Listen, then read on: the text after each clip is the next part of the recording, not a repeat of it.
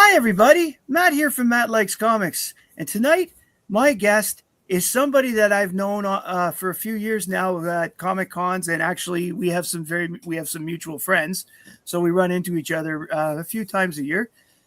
This is artist Ronn Sutton. Ron, how are you tonight? I'm doing well. What have you been up to lately? Like you were telling me that you were up to a high number on the Carson Venus strip that you do online, right? Yeah, I've been. Uh, I think this coming June makes 10 years since I did my first samples for Edgar Rice Burroughs Incorporated. That was some Tarzan samples, but the Carson strips, all the Burroughs strips are all weekly strips, online weekly comic strips. And Carson, I'm doing I think my 228th strip right now, and And that is absolutely amazing because when you think about it, that's at least three to 4 years minimum. Yeah, When it's. I think it's 5 years I've been working on it to produce like 4 years worth of material. So I'm not hitting the weekly deadline every right. single week. Um, when I was the first strip I was doing was the Man Eater, which is another Edgar Rice Burroughs novel we were adapting, and that was 150 pages, and we had a very long lead time. So we actually were able to run it in 3 years, although once again it took me 4 years to draw it. And the other thing I'm working on is I'm working on Korak the Killer, which is another Edgar Rice Burroughs character, Korak being the son of Tarzan. Mm-hmm. And I've got about not quite 30 of those done yet. When we hit 40, then they will actually start running them. So when they start running them, there actually will be a lead time again. Because one of the problems with Carson is we're on deadline all the time, So Yeah, I that's. see you drawing quite a bit every time at the shows. Well, when you're not talking to people, you've got your head down and you're going away. I think that's cool. Well, I just draw all the time, all the time. I get up usually like 6 o'clock in the morning, and Janet doesn't get up till about 8 o'clock. And I've already been drawing several hours by the time she gets up. And I mean, I draw in, as people well know, I draw, at conventions, and I draw here at home. And I'm drawing sometimes from the time I get up until the time I go to bed. But I'm also very well known for drawing in waiting rooms and doctors' offices and airports and on planes. And when I went on vacation to the Dominican Republic exactly a year ago, I spent 90% of my time drawing, because lying on a beach is not my idea of a good time. But sitting in a beach cafe with really nice coffee and drawing, that's my idea of a good time. Very cool. Last Comic Con, the Ottawa Comic Con that we're at, you and Janet, by the way, for those that don't know, I'm referring to, when I say Janet, and when he says Janet, we're referring to his wife, Janet Hetherington, who is also an artist and writer who I see at all the shows all the time too, just for effect here. One of the things I found really cool was when I went to see you guys' presentation at the, in one of the side rooms there, during the Ottawa Comic Con, I did not know a lot of that stuff before, because it's just that maybe in our conversations it's never come up. But I was absolutely flabbergasted by the amount of work you and Janet had done over the years, and that's why I was like, that's amazing. That's why I've been hoping to get you guys on the show here. Like, I've got a list of stuff here that you have got that you probably been doing since the 70s. I have, for example, I found that you did work on Sword of Sorcery, but you weren't really credited.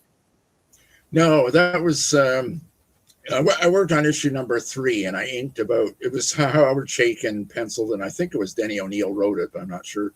And I inked about 3/4 or half to 3/4 of the entire comic, and I ghost pencil, which means I anonymously did it. I penciled 4 of the pages. I knew I wasn't going to get any credit, so I actually hid my initials in the artwork.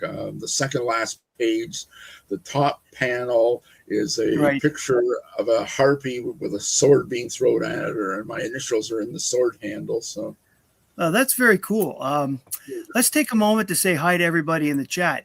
First up today is Mark's Issues with Archie Comics. Hi, Mark. Good to see you. Jeff is here, and he says, in the words of Canadian rock laureate, "Here I am, this is me." I'm not sure who that is. I know a lot of Canadian bands, but I can't seem to remember that. Jeff, you're gonna have to tell me who it is. Hi, Rich from Big Nasty Comics is here. Robbie Josephs is here. Robbie Josephs is one of the best people out there to know. John Harrison is here. Hi, John. We've got Louis from Second Floor Comics is here. Thomas O'Donnell's here. Thomas, it's good to see you. And we've got Don Carter 9467 here tonight. Glad to see you. And that, Brian Adams, of course. As soon as you say it, I remember it now. Thanks, Jeff. Well, that's everybody that's chatting at the moment. So, Ron, what was it about comic books and art that made you decide this is what I want to do? Well, I mean, like all kids, I used to read comics, and I used to trade them with my friends and stuff. And I mean, I was born in 1952, which is a long, long time ago. So when I was growing up, and I was reading kind of little bits of everything from Donald Duck on. By the time I hit my early teens, I hit my early teens like in, I don't know, 1963, 64, 65, 66. And that's just as Stan Lee and Jack Kirby were starting to get red hot, working on, Fantastic Four and Thor and Hulk and the Avengers and X-Men and all those books that they were working on.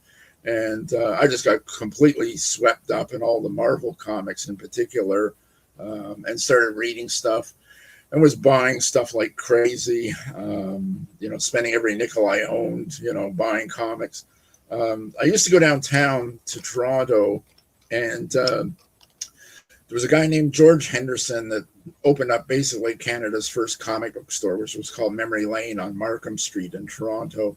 And he had back issues, and with very rare exceptions, all back issues were 5 cents each. So I used to take an hour-long bus ride downtown, buy, $5 worth of comics, which $5 was a lot back then, which was 100 comics, and take them home on the bus again, read them. And about 2 months later, I would go back to Captain George's and return like a third of the comics and get 2 cents a piece for them, and then buy another 100 comics. I've heard so that was ongoing. The comic stores back then, it was a lot easier to do that sort of thing than it is today. His was the only comic book store. I mean, and it was funny because I do remember actually being in the store at one point at the cash register. And I mean, this is before plastic bags or any of that kind of stuff, or price lists or anything. Mm-hmm. And he had pieces of twine running across the ceiling of the store, and with clothespins, he would attach the comics, and so they would be hanging down from the ceiling. And I remember being at the cash register one day and looking up, and he had Fantastic Four #1 there, and it was $2. And I was I can still to this day remember standing there going, well, you really need #1, but I can get 40 other comics if I buy regular books, or I can get Fantastic Four #1. And then finally, the quantity won out over quality, so I bought the 40 comics. But I can still remember that as an event. Oh my God! If only you could go back, right, with that $2 bill or whatever it was at the time. Yeah. It's funny though. This is the comic book that changed my life, quite frankly. This is one of the very few comic books I own that actually is in a plastic bag. It's because all the rest of my comics are just naked, sitting in piles. And that's Flash Gordon #1 by Al Williamson that came out in 1966. And I can still to this day remember going, because the only place you could buy comics were variety stores or drug stores back then. Mm-hmm. Going into the variety store, smoke shop, and saw it there, and I bought it, and I was just absolutely stunned by it. It was the first time I sort of looked at a comic and went, wow, there's something really going on here as far as the artwork goes. And that really changed the entire way I started looking at comics. So, I mean, it was sort of, I guess at that point, that comic and these two comics And these are typical. The shape my comics are in. They're not Yeah. in plastic sizes. These are the two Nightmaster issues that were drawn by Bernie Wrightson in 1969, and those were another couple. 1969, 68 maybe. No, 69.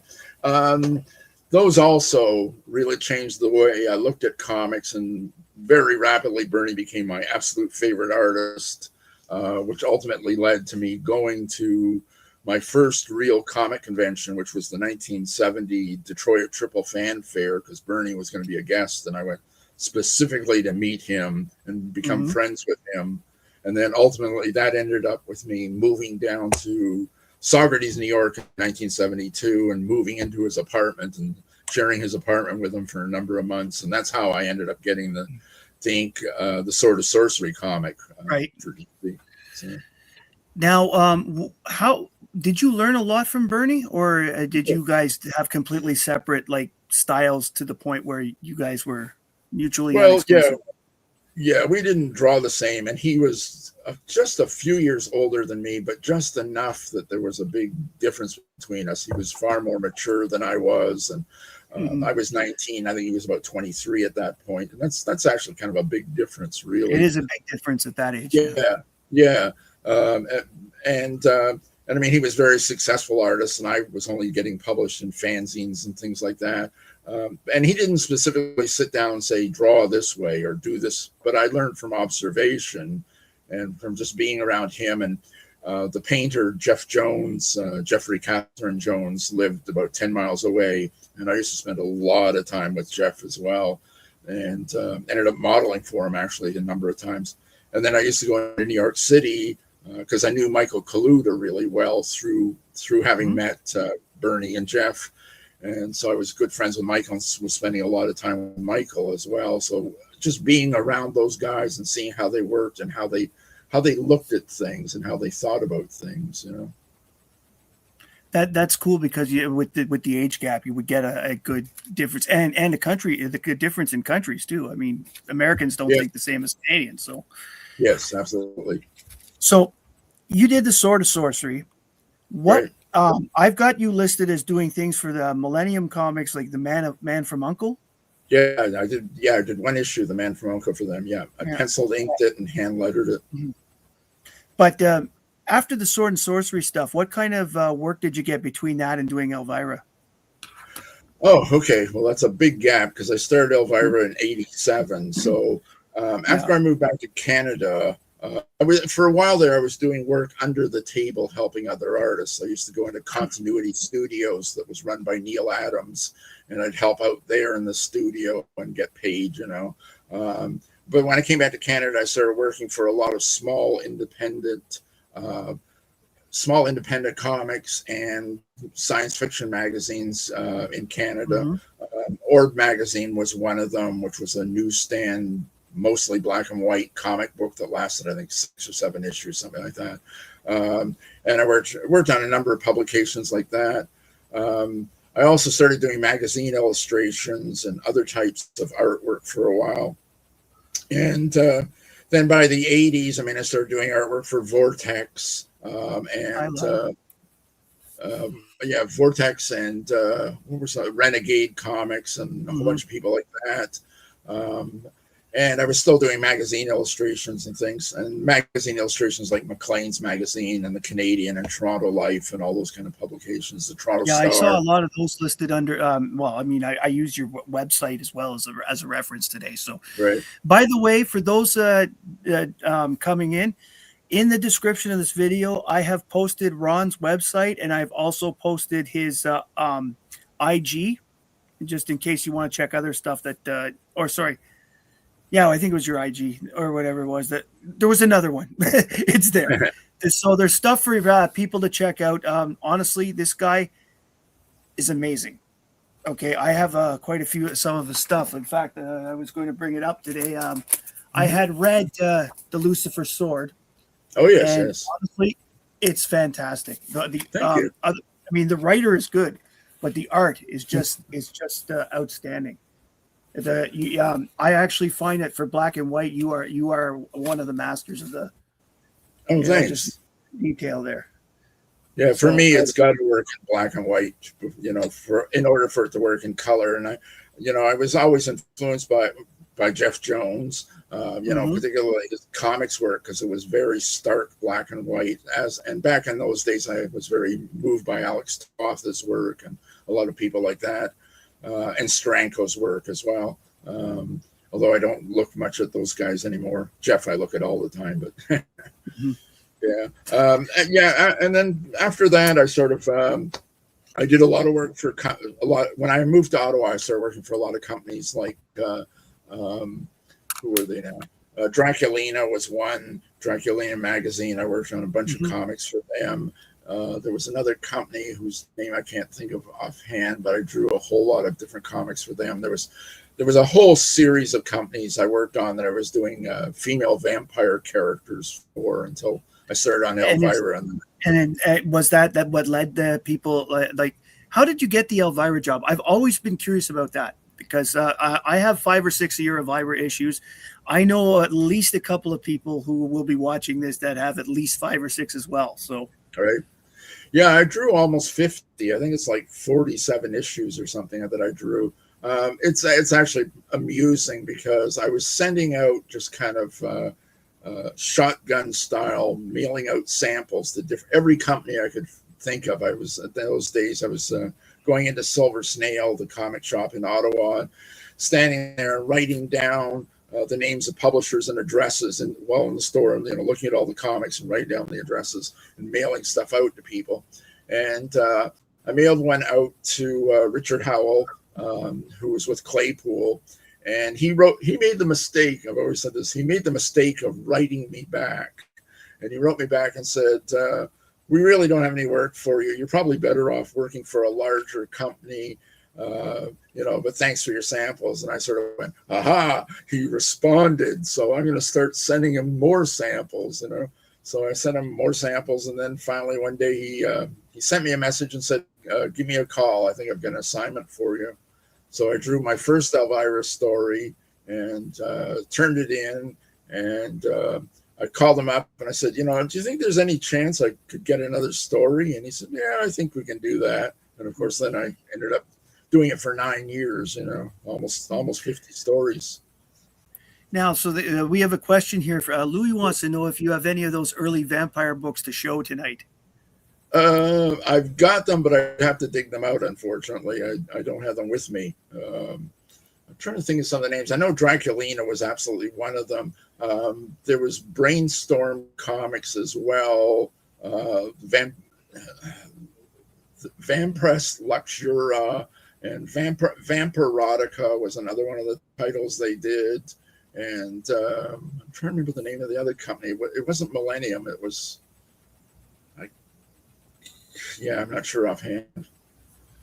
Anyway. So, as you've told me over the years a couple of times, you got to meet Cassandra Peterson as a result of the story. Did she read the books, and did she ever have comments for you about your like the quality of your work? Well, it was interesting because pardon me, sorry. She oversaw everything. What happened was Richard Howell would contact her and say, I have an idea for a story. Pardon me. And he'd give her a springboard, which would be like a single paragraph of what the story was going to be about. And she would look at it and approve it or say, no, I don't want to do that story. Let's do something else.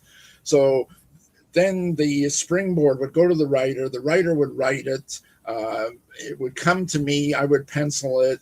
It would go to the inker or the letterer. Sometimes it depended who got it first, but it would go to the inker and the letterers. And when the whole book was finished, the whole story was finished, and the whole book was ready to go to the printers, it would go back to Cassandra Peterson, and she would see the whole book for the first time, and she would approve it.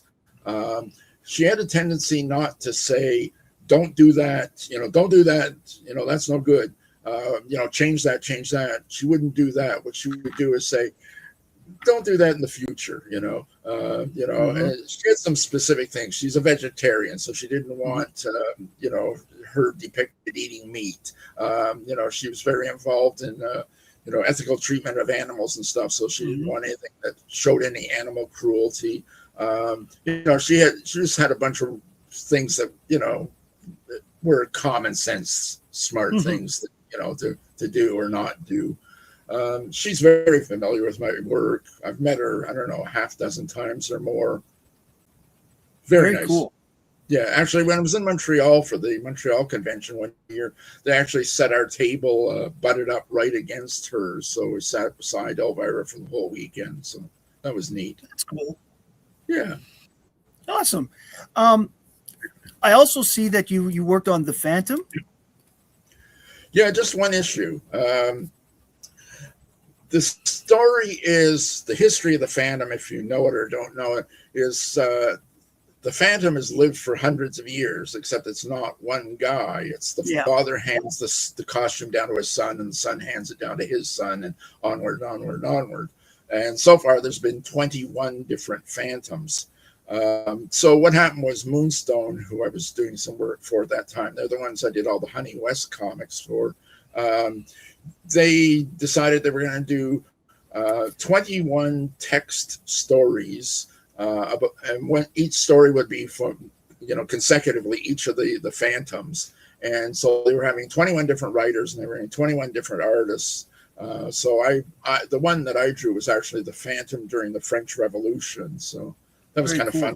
I got to change his costume a bit and give him a sword, and all that kind of stuff, and a bit of a cape and things, So it was fun. Cool.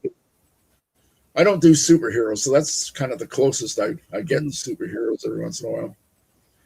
Also, the Honey West. I have a couple of your Honey West books, and I have asked you if you had some for other people who were interested in them, but as you said, you're out of them. But how did that come about? I'm curious to that because I met Joe Monks. No, what was his name? Joe Gentile, the publisher, and at a convention in Toronto, and I went and talked to him, and he wasn't doing Honey West at that point. He was interested in having me work on some stuff, but we didn't have anything mutually we wanted to do. And then I heard that Elaine Lee was going to be writing Honey West, and Elaine Lee, of course, is the one that worked with Michael Kaluta to do the Starstruck series. And I love her writing. I think her writing is hilarious.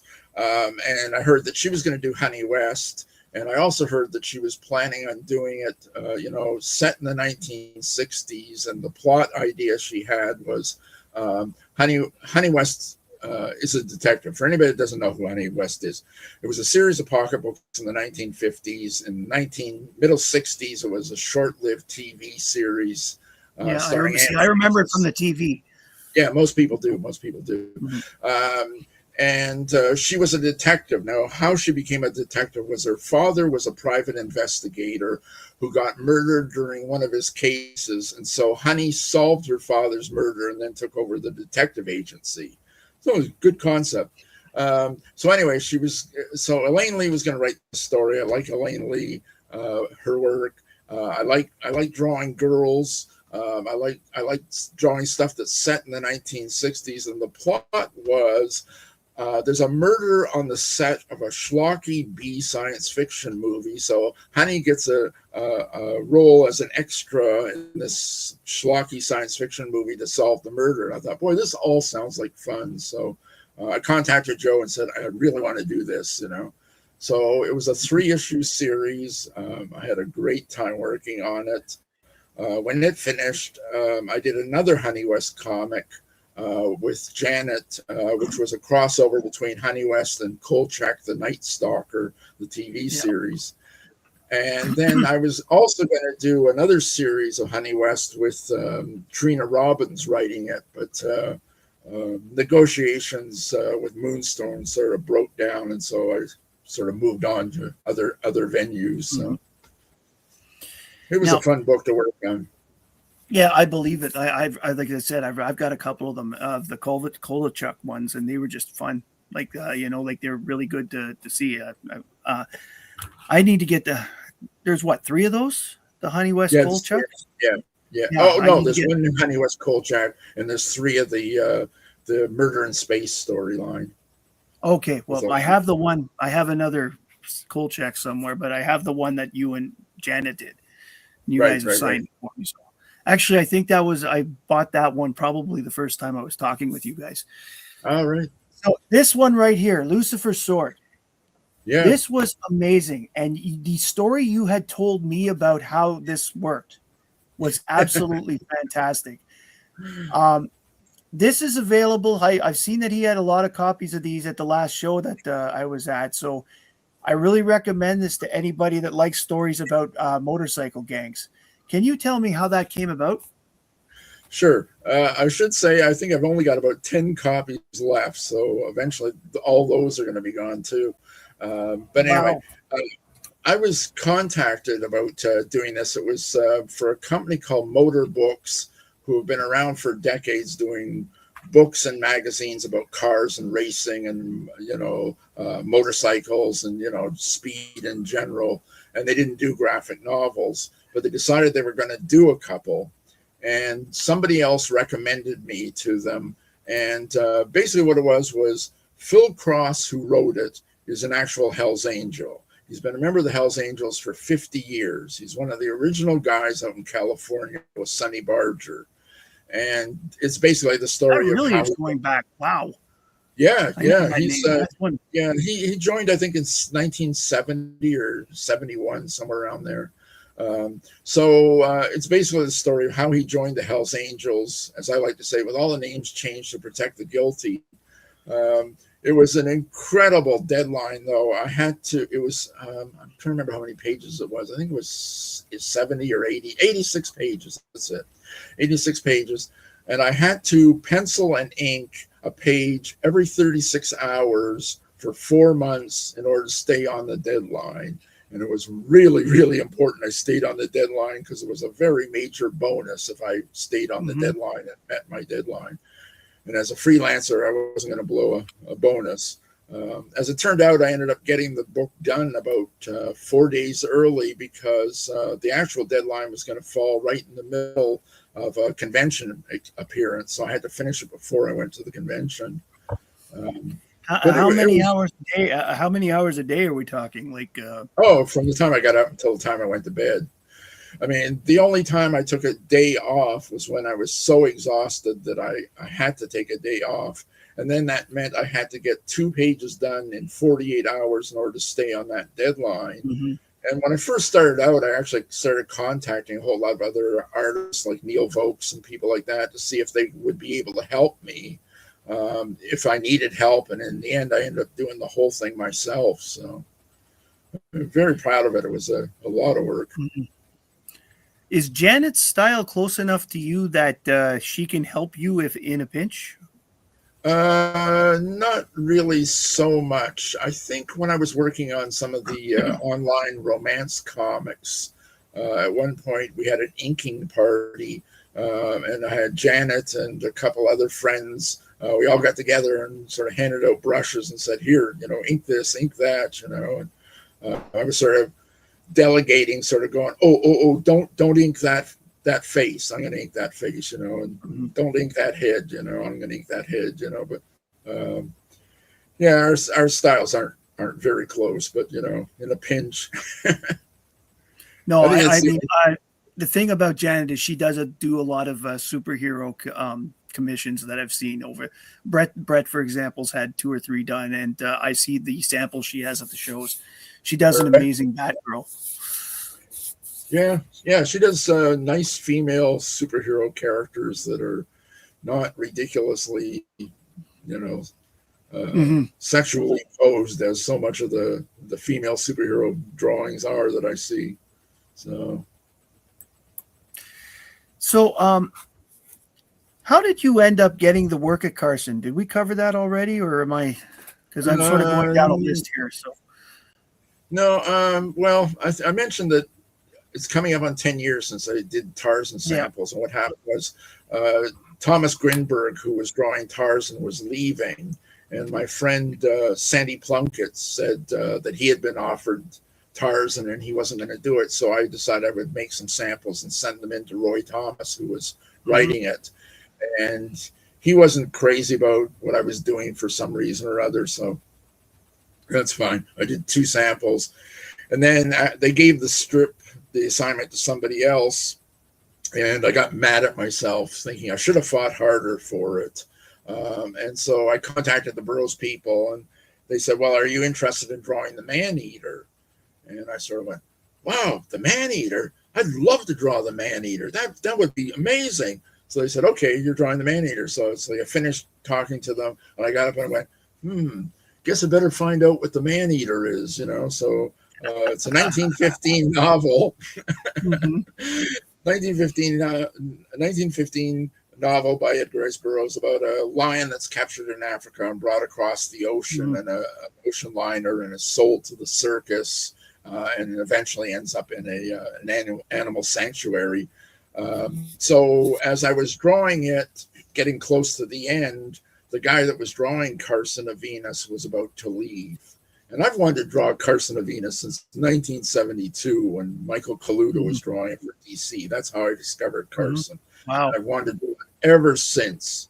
And so the guy that was drawing Carson was leaving. So I contacted the Burroughs people and they said, no, we're not going to give it to you. And I was really angry about it, actually. But I kept working on the man-eater. And eventually the new guy on Carson of Venus was leaving, I heard. So I actually, in between being rejected and this next opportunity, I actually sat down and did some Carson samples. So when the next guy left, I had the samples in hand, including one of them was actually computer colored by somebody I'd paid to color it for me. And they looked at it and said, yes, okay, we want you to do it.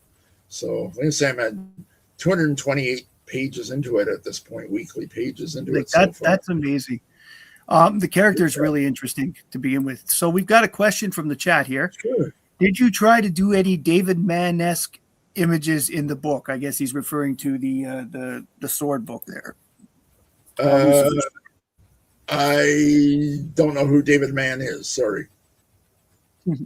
Well, that would probably answer your question, Callie. Yeah, I guess it does. So, what's left for you, Ron?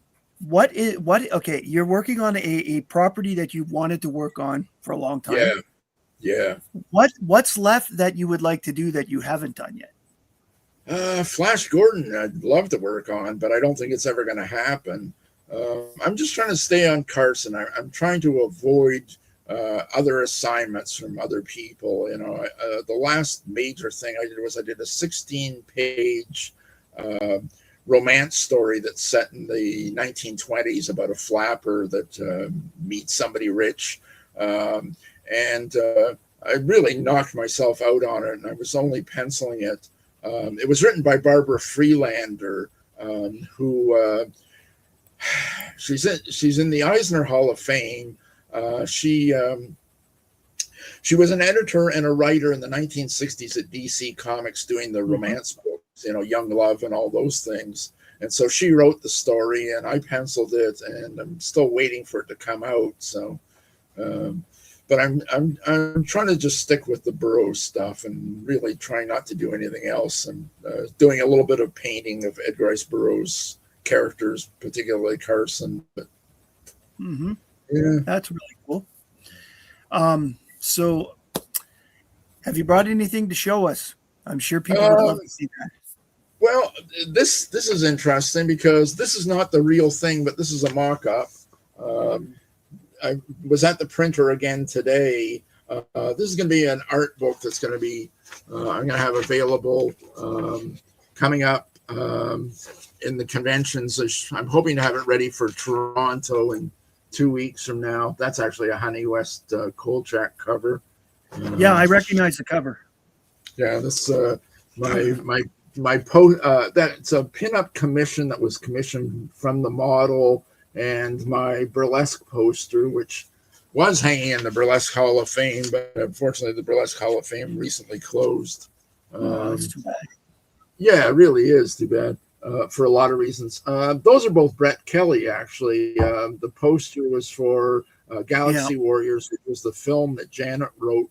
And the other one is Phantom of the Opry, which was a live theater play by Brett.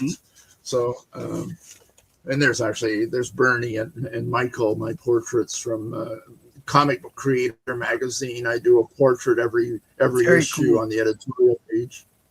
And the other's Die Kitty Die, the Dan Perrant comic character. So anyway, so this will be out. This will be out probably next week. Actually, we'll have copies, and I'll be taking it to. Louis wants to know if the Bart book will be available online. It might be eventually from my website. I haven't quite figured that out yet. I haven't got the thing out yet. So. And another question we've got from Jeff. I saw the listing for the Pulp Reality anthology. Who is the character you drew on the cover?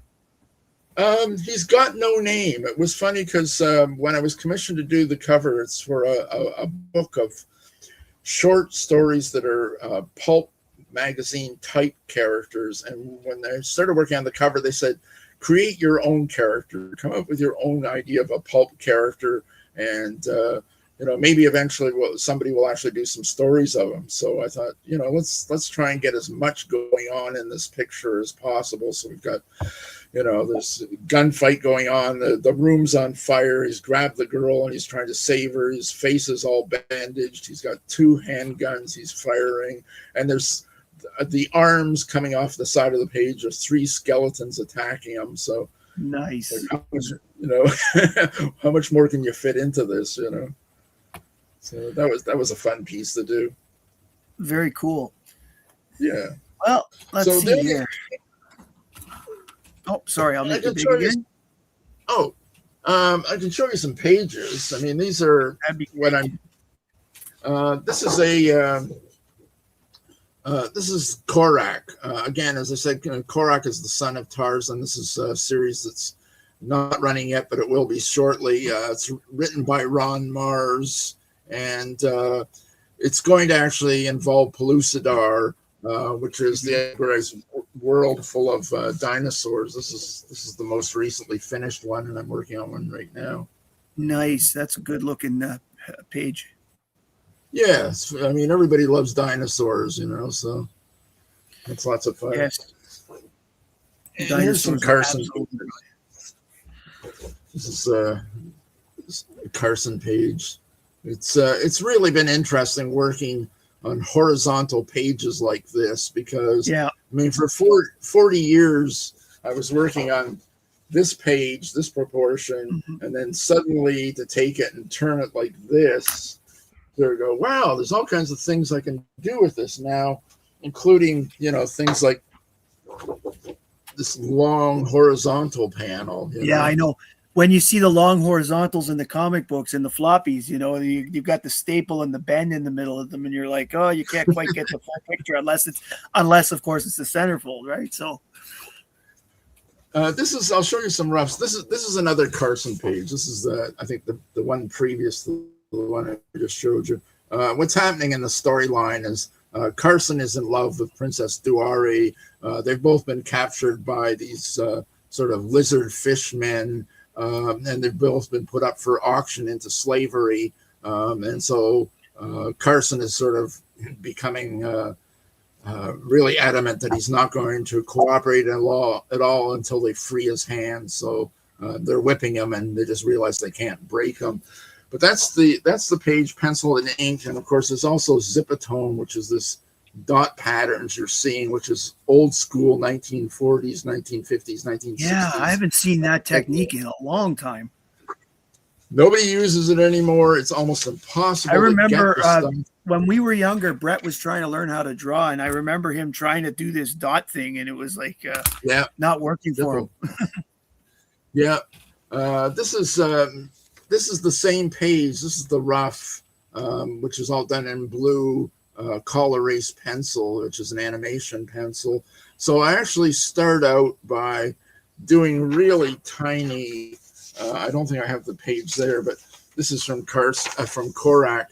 I take the script and I draw little tiny thumbnail drawings on the side of the page, and work out what the action is that's happening, and then I literally blow them up in photocopies and kind of reposition them and retrace them and redraw and stuff, and eventually end up with a pencil page, and then eventually, the inks and what have you. So, anyway, that's a few pages. So The fact that everybody's across the continent these days, does it make it easier or tougher to meet deadlines?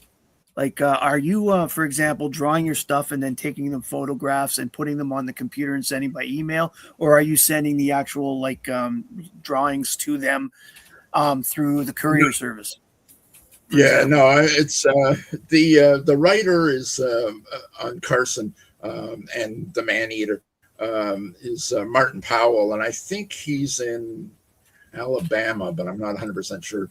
The colorist is Maggie Lopez, and she's in, I think it's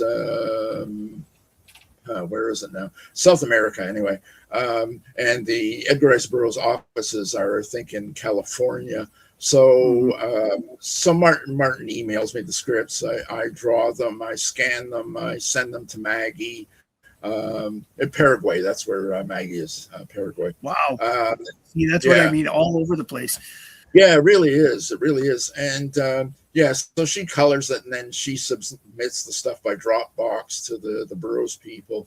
But it's so much nicer because the artwork never leaves the studio. And times before, I mean, when I worked on Elvira, everything was being sent back and forth by FedEx, which of course cost a fortune, especially when you hit the Canadian-U.S. border, the price skyrockets.